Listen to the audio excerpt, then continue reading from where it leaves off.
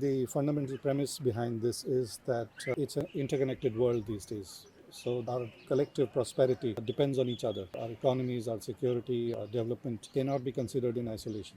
And in that context, India being one of the largest, fastest growing economies, with a population which is one-sixth of the total human population and a vast talent pool and increasing capabilities, can be seen as a very valuable partner in various spheres. So whether we look at education or health or climate or any other part of development stage, India has worked with a large number of countries. Last year, India held the presidency of the G20.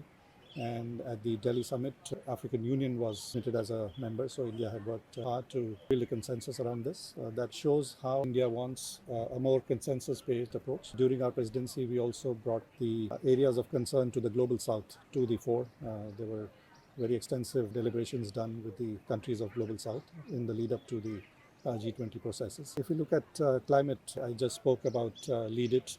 India also believes in coalition building at various multilateral fora to see whether the concerns of the developing economies can be met in a more equitable fashion. In the COVID pandemic period, India again worked very closely with partners. India had been able to contribute vaccines which were made in India to a very large number of partners. Also, for example, security. Earlier this year, almost 12 Indian Navy ships were deployed off the coast of Yemen and Somalia for helping ships in distress or other crew in distress, and that was a major deployment.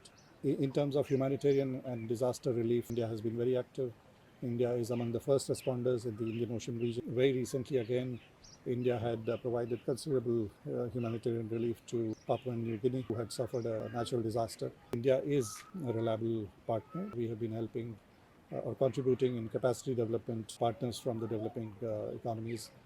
Also, in terms of debt relief, we have been very positive contribution in our own neighborhood.